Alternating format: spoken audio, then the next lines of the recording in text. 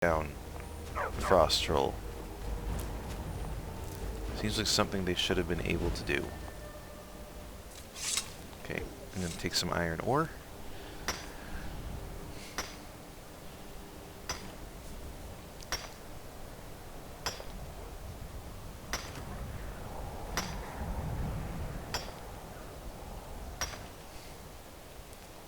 Alright, let's keep on ascending, shall we?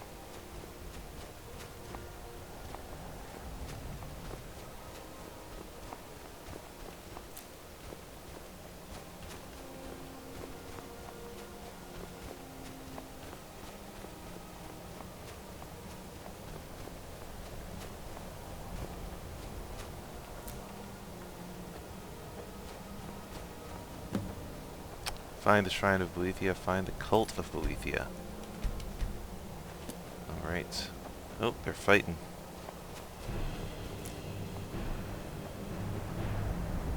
We are Lord Boethiah's faithful. Have you come to test your mettle? Is this some kind of cult? Who is Boethiah? I'm a Dunmer, but I'm stupid. The Lord of Plots, deceiver of nations, devourer of Trinum. The Queen of Shadows, goddess of destruction, he who destroys, and she who erases. Those are some hard titles. Many are our Lord's lofty names, but they befit only us mortals. Intone her mighty names from now until the end of time. It is. Names mean nothing to our Lord.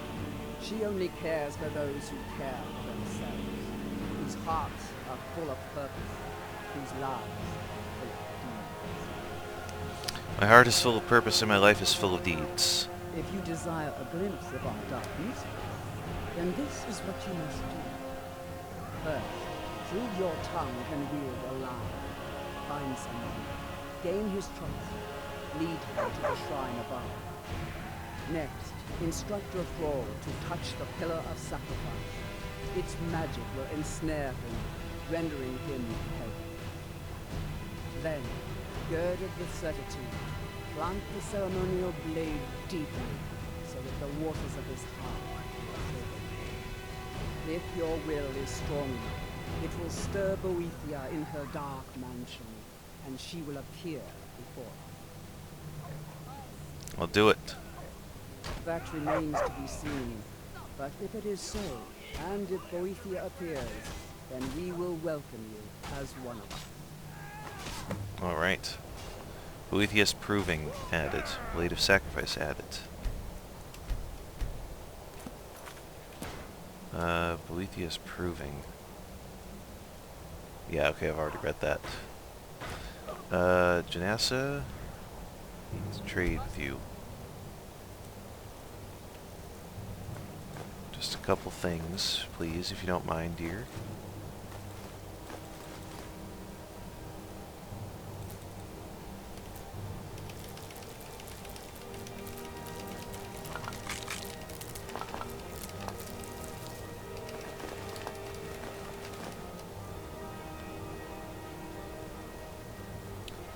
And this, boom.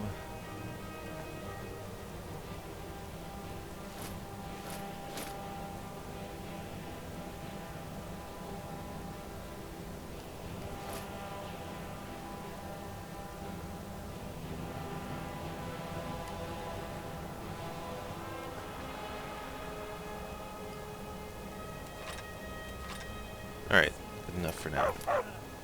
I'm getting out of here. No, you're not. You're sticking around. Well, let's investigate. Skooma. Some carrots.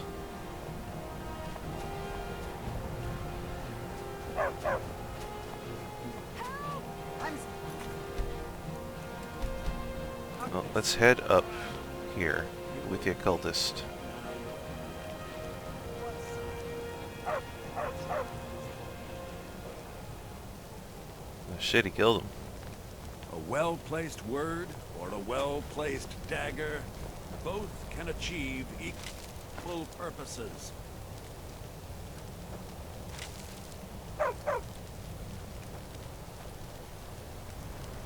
Boethiah's Glory. Ritual armor of Boethiah. Interesting. Okay.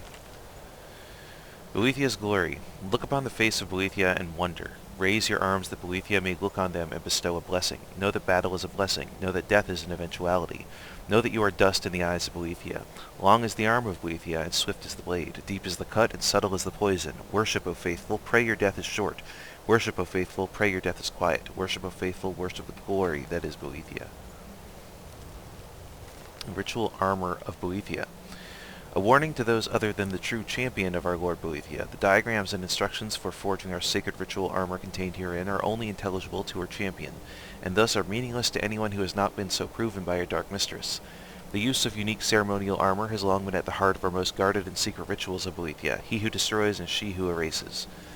Traditionally, only one set of this ritual armor is allowed to be forged by Boethiah's champion, and only a priest or priestess may dare wear it, thus being marked until death as the adversary. Donning the armor is a permanent challenge to all others of our sect who shall seek to destroy the adversary in shadow or in light, as dictated by our relentless rites of the adversary. The wearer of the ritual armor accepts all challenges and must be constantly vigilant, for death now sleeplessly hunts them and can come at any time, seen or unseen, for as long as they can survive. If the ritual armor wearer's heart is truly full of purpose and their life full of deeds, then the adversary may survive long enough to fulfill the rite by slaying the current champion of Boethiah, and thus taking their place until the time comes for the proven one to face their own final adversary. The designs and processes for forging the ritual armor were originally compiled in this book from direct instructions by Lord Boethiah herself, and the knowledge to truly understand this ancient art is transmitted directly only to the champion. Though we lie in shadow, we carve indelible signs of our passing into the world. The rest of this book contains diagrams of a complete set of seemingly Daedra-inspired light armor, only forgeable by Boethiah's champion, or so it claims. Upon first examination, only the helm is clear enough to successfully craft, for the armor presents unique forging challenges. For instance, the very metal that is used requires the heart of a Daedra to temper the ingots. Mixing this eldritch blood with ebony creates a metal alloy that is both strong and light and gives it a coppery cast. Oils from the Daedra heart are also used to cure the various leathers, bones, and hides used in its construction. The hide or leather used in the armor is curiously unspecified, called simply hide of a great beast. This leads you to wonder what greater beast could there now be in Skyrim. After extensive study and some experimentation, the secrets of constructing the main cuirass of the armor are revealed. It becomes clear to you that no specification or detail described by Lord Boethiah in its construction is arbitrary or purely ornamental. All serve a function in protecting the adversary from any attack, seen or unseen.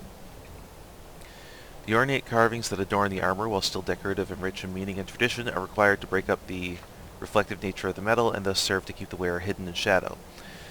Of special note is what is referred to as Boethiah's eye, a single metal and horn-ringed polished stone mounted above the chest of the armor.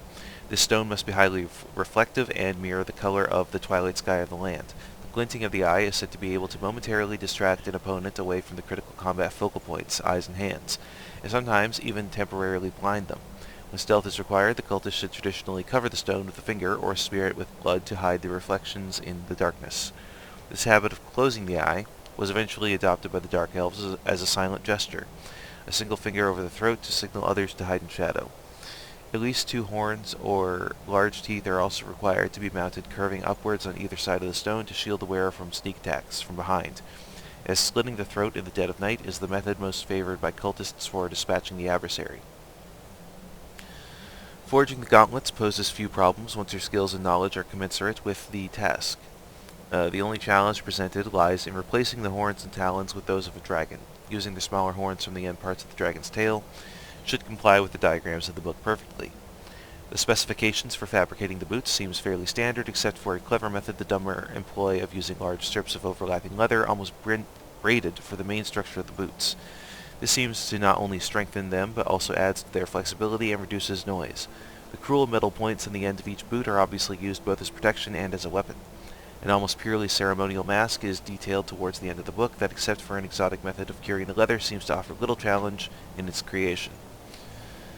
The final series of cryptic diagrams and instructions at the end of the book describes something you have not seen before, an item as much armor as arcane magical enchantment. The armor outline seems to be some type of heavy leather partial cloak, and is referred to in the book as either Boethiah's shroud or simply as the shroud. Great detail is put into the specifications for the forging and enchanting of this item, with many warnings about the perils that await those who deviate from any of the instructions in even the tiniest manner. The physical construction of the shroud seems simple enough, apart from an extremely time-consuming process of curing the leather, requiring some unusual ingredients like void salts, the heart of a Daedra, and the hardened hide of an iron-skinned beast, ground and embedded into the leather itself. For this ingredient, you conclude that dragon scales will best fulfill the requirements. The Dunmer cultists imbued the shroud with a powerful enchantment, conjured from the plains of oblivion by Boethiah herself. The magic enchanting the shroud is simply called despair. The adversary that wears the shroud of Boethiah, according to the cryptic and rambling poetry found scattered throughout the book, commands the shadows themselves to bend to the will and weave of the shroud, and when stealth is required, to cloak the wearer in darkness and silence. Any nearby opponent to prey that is hostile to the shroud's wearer, whether perceived or not, is infected by a churring miasma of despair, causing all their actions and movements to be severely impeded. This magical effect, though seemingly simple, is said to be essential for the continuing survival of the adversary, either by providing an opportunity to escape, or to quickly close with their sluggish and despairing prey. Jesus Christ, what a read. That took forever. Okay, Miko, need to get out of my way, please. Thank you. Well, let's head up to the top, shall we? If you wish to gain Boethiah's attention, you must slay a thrall. What are you doing that for?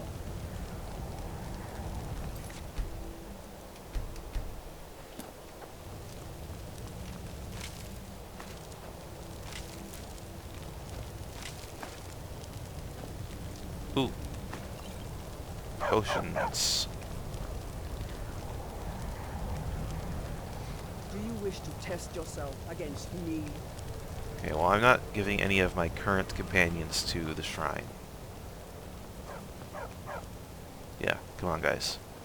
We'll come back. What's this Boethiah cultist got?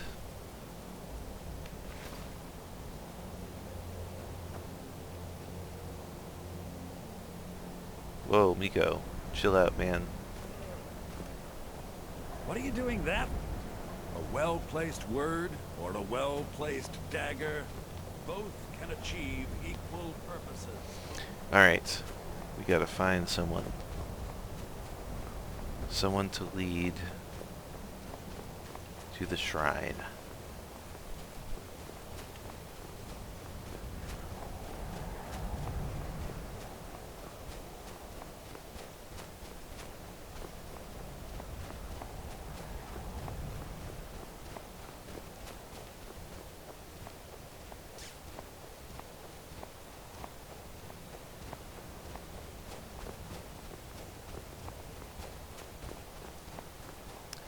But for now, I'm actually kind of interested in going into Windhelm. I'm going to get a little bit of stone. Just because we're going to need it for Hearthfire when we eventually get to that.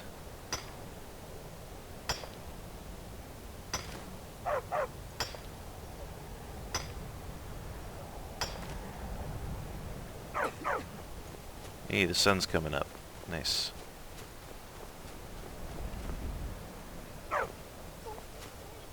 I thought I saw something. Alright. Well, let's go investigate the farms, actually.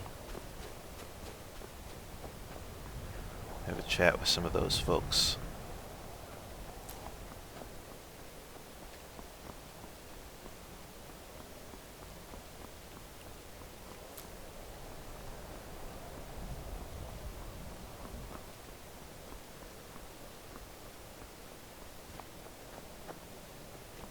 Nope. Did I go off the road?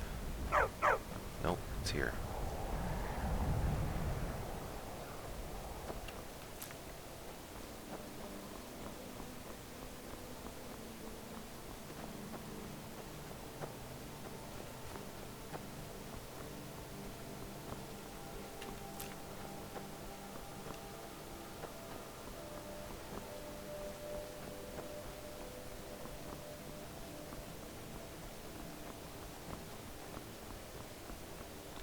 Hollyfrost Farm.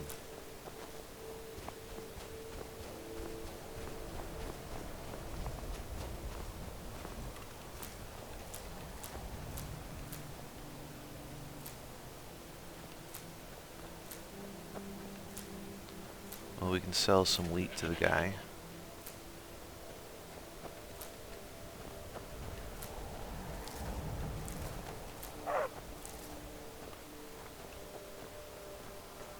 assuming he's even home, of course.